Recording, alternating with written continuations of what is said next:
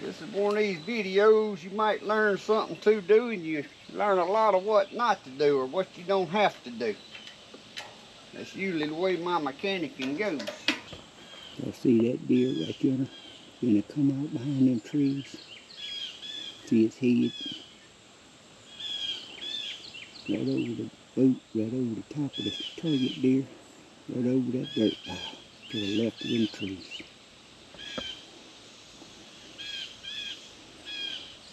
She knows deer season is not open. There's another one standing right yonder, right across the top of the Honda generator yonder. That's a bigger though yonder.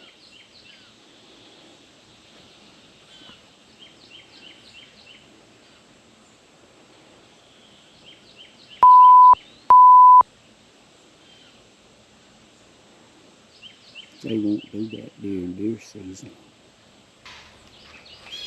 Well, good morning, guys. Welcome back to Papaw Shade Tree Mechanic Shop, I guess. Guys, do you ever get aggravated? No matter what you do, no matter what you put in your fuel, no matter how often you run it, because it ain't been 3 weeks ago I run this, and when you go to get something it won't run, carburetor's gummed up. Well, that's me this morning. I got a Honda generator right here that I went to use. Won't run. Got a Daihatsu boat motor right there. I cranked it on the latest video y'all may have seen. But it had been about 4 weeks, but I knew it wasn't running right, so I took it to the lake this morning, and sure enough it won't run under a load. So I got to get the injectors off of that and clean them. But for right now, with this little Honda generator, normally my issue has been right here. Normally when it won't run, all I do is pull this little clamp, turn this gas on, and don't no gas come out, and I can undo this one bolt, take the cockpit off, clean it with some carburetor cleaner, and that's all it is. But this time, that don't seem to be the problem. Well, it was the problem. It was a problem too, because that was stuck shut too. And like I said, I got fuel treatment in this gas. What's wrong with these pliers now? Now my pliers don't even want to work. Something was in there.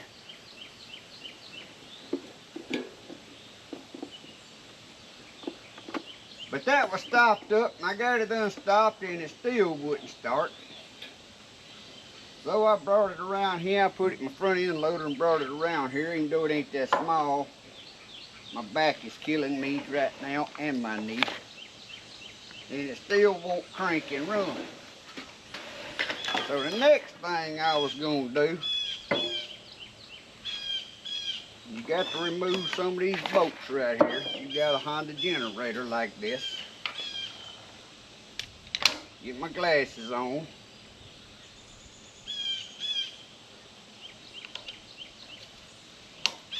And I think that's going to be, nope, that's going to be a number 10. Guys, how y'all like these color-coded sockets? I picked them up at Harbor Freight.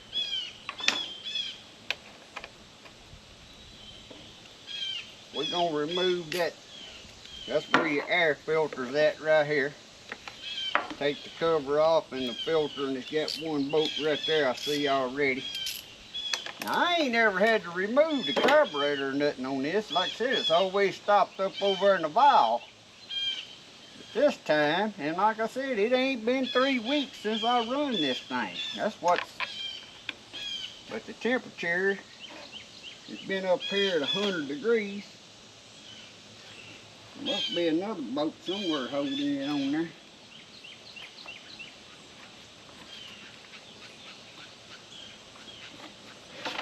Ain't no telling what you gotta remove on this thing.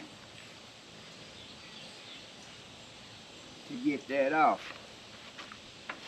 I'm gonna see if I can see what this bolt right down here does on this bracket.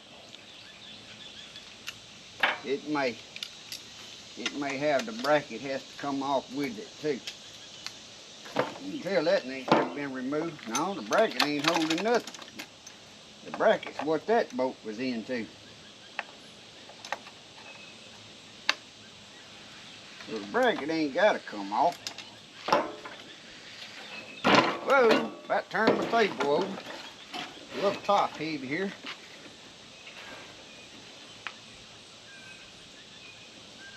Let's see what's the best way. Maybe to take the fuel tank off. This is one of these videos you might learn something to do, and you learn a lot of what not to do or what you don't have to do. That's usually the way my mechanicing goes. Either way, you'll learn something, whether it's good or bad. So you got 4 bolts right here on the top, and they number 10. Number 10 is my most popular wrench and socket, I think, that I use nowadays. And I may be taking this off and for no reason. We're gonna see.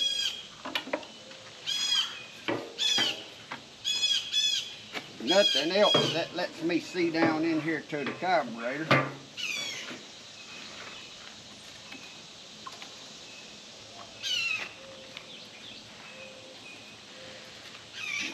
That's got 2 bolts going into the carburetor.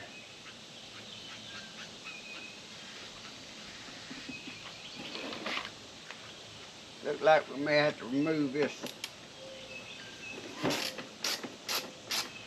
board right here on the front where it's got your on and off switch and your plugs and everything.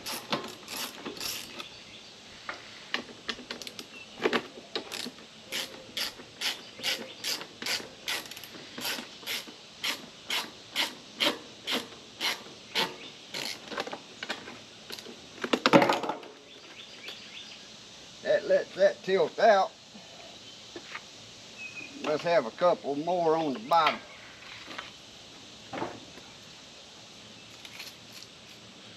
But I don't think I got to get them off the bottom. I'm going to show y'all up close here. I'm finna pull these 2 bolts right here, and that ought to be where I can get the filter cover off the carburetor there. What I'm trying to do is get to the carburetor bowl where I can take the bowl off and see if it's gummed up and the float stuck and ain't letting no fuel into the carburetor.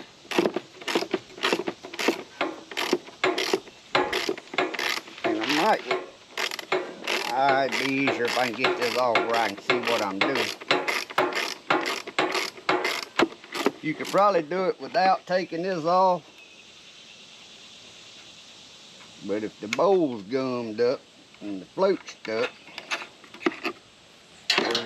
first long bolt, you can tell this is holding the carburetor and all on. I figure I need to go on and check the jets too. But this just amazes me. It ain't been 3 weeks and it sat there and run for about an hour.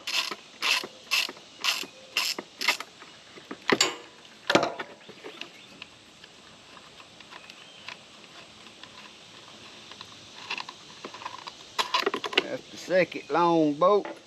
They're both the same length. They were both size 10.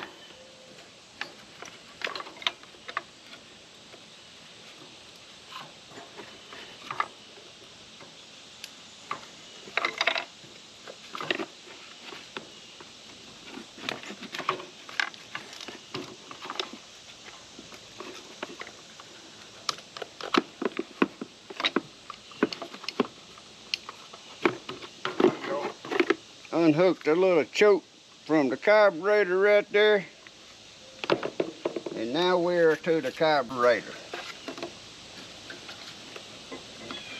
I'm gonna turn my gas off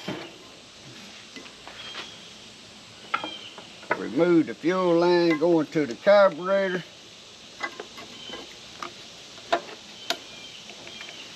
I don't see how people who can't work on anything themselves can afford to have much of anything nowadays.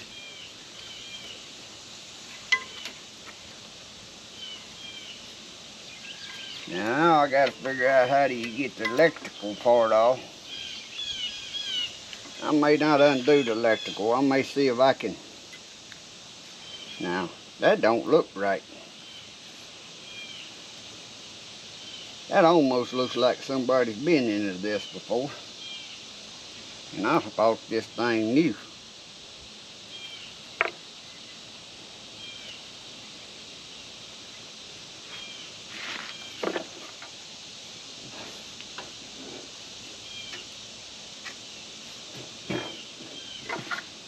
I'm gonna take this bowl off this carburetor. Whew.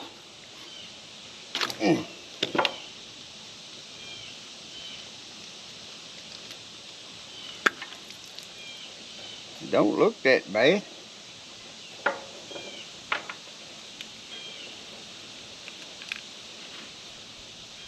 Leave me a rag here to lay this float bowl pin on.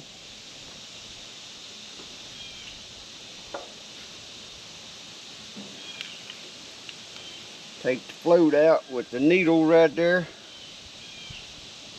We're gonna spray some carburetor spray in there.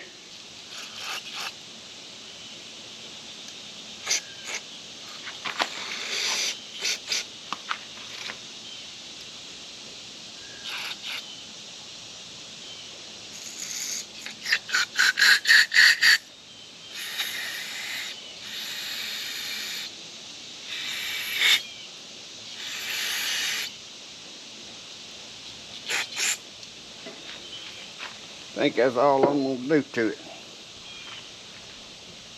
Put it back together.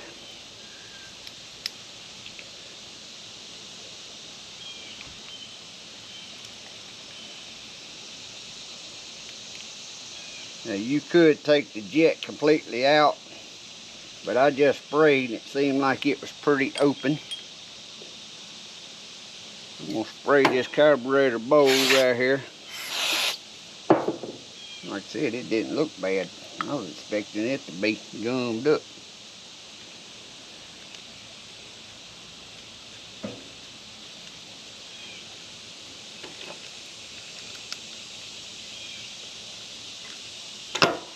We're gonna put this,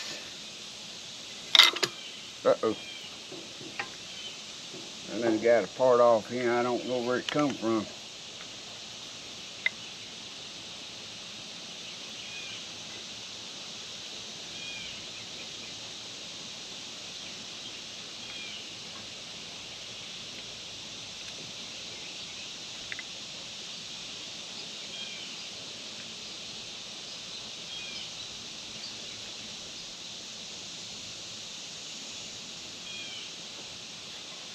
That had to have been on this side because it matches the block over there.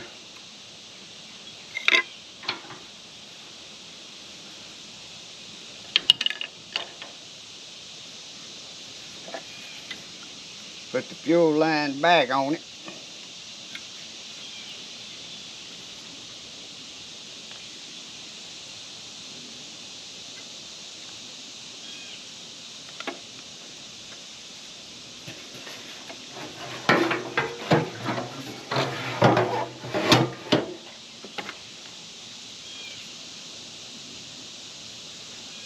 See if we can get these long, I'm dropping some more stuff here. See if we can get these long bolts run back through there.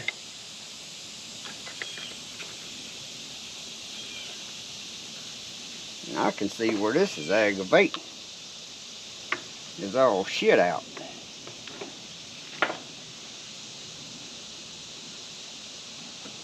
You gotta have all this mess lined up at one time.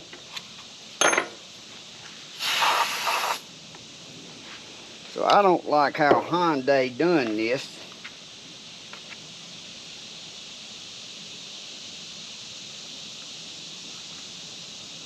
Instead of having the where the cover comes off first and then the bolts hold that on, instead of having to line all this up at one time. Ain't nothing simple. But everybody loves all this new day and ages and technology. It's cause they don't ever work on nothing.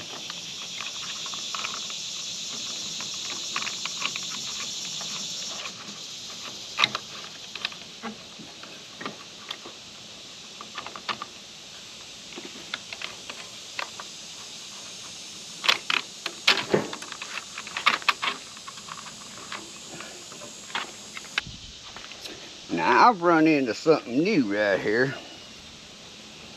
This hooks to the vent case. This little, I don't know what it says, some type of purger, but the line was hooked right there and I broke the line, but it had a fitting.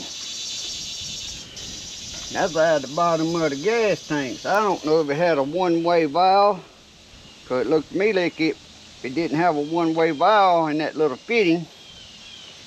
It would let gas come back and go whatever this is down here.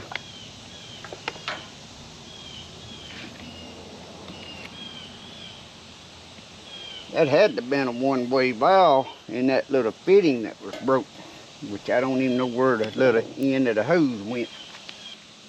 I thought it was just the hose slipped on there, but that can't be so. Plus the hose ain't big enough to slide back up on there. So, now I got another problem. Say, Houston, we got another problem.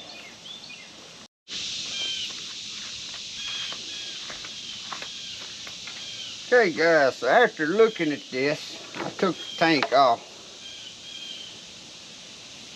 This hooks to the, from here to the bottom of the tank. But gas can't get out of there. If it was, it'd be pouring out right now. What that does, that comes all the way up here right under the neck of the tank. Well, I don't think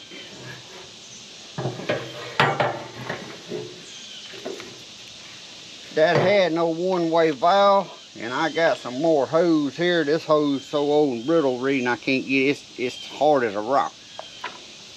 So I'm finna cut me a new hose. And we just gonna see what happens.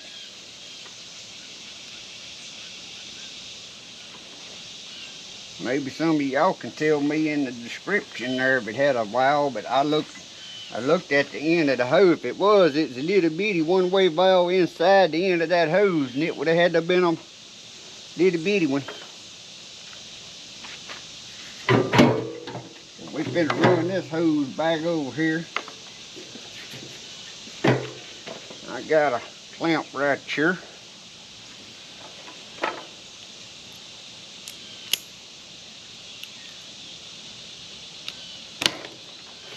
I don't think I'm gonna try to crank nothing else today.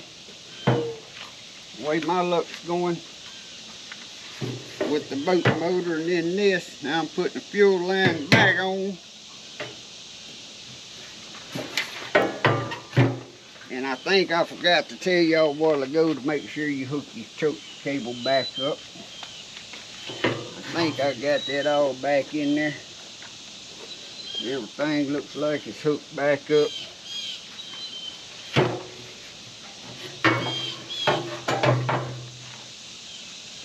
And now we'll go put the tank back on.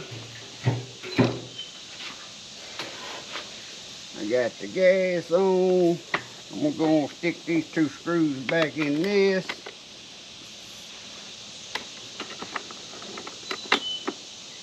We're gonna see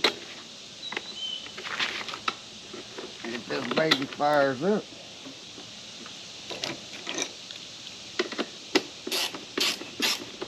But I've had this about 6 or 7 years. And it leave it sitting on the porch so when the electricity goes off, we can crank it, stick an extension cord through there and have a light.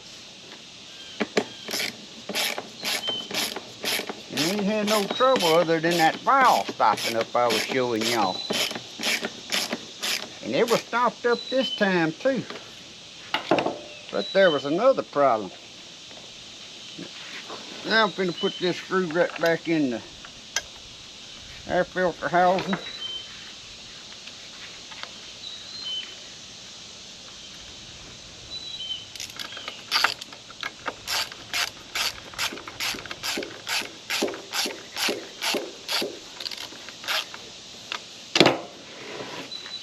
I'm gonna leave the air filter off and let's see a bit of crank.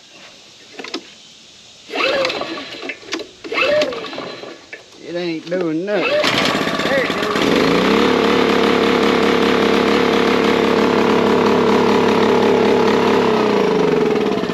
Alright, let me put the breather back on here.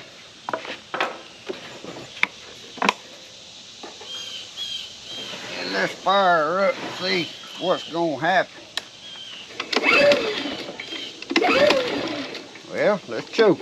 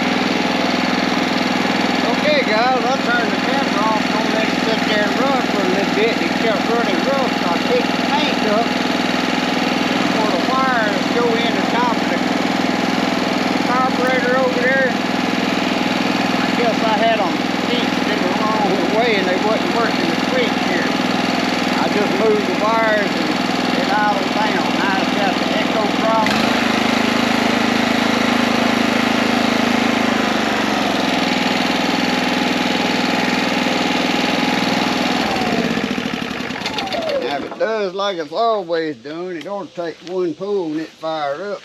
It's always been a good little runner.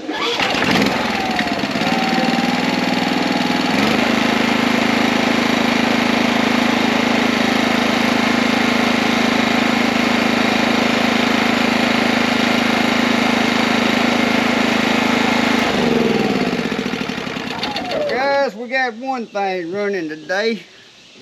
What I'm finna do, because I'm going to be making a video of me trying to clean these injectors on this Tohatsu over here y'all see on another video. I'm finna take this thing around there back to the porch where it won't be making racket, and I'm going to set it and let it run all day and run this old gas out and go get me some fresh non-ethanol gas and put back in here again, which is what was in here. But normally, I think what started my problem is I never turned the gas off. I just killed it in about every couple of weeks, cranked it, and I never had no issues. When I started turning this valve off, and then wait a couple of weeks, it's like this valve would gum up. So I think I'm gonna go back to what I always done. I know on my old two-stroke boat motors I would unplug the hose and I'd run them out of gas before I loaded the boat at the boat ramp. I never had no trouble. So but this right here, seems like when I turn my gas off, it's gumming that up. But anyway, I'm gonna put my 4 bolts back in the gas tank up here. Get it bolted back on. And guys, I appreciate y'all hanging out with me, and I hope that helps you out some way or another. Like I said, if you get it cranked and it ain't idling down, check them wires on top of the carburetor there, because I just moved them. Apparently I had them pinched over too tight and it had them not making connection. As soon as I moved them wires, that thing settled down, started running like it was supposed to. That or it was just a coincidence. It blew through the carburetor what was ailing it. But I appreciate y'all dropping in. And as always, hope y'all have a great day and a blessed week. God bless. See y'all on the next one.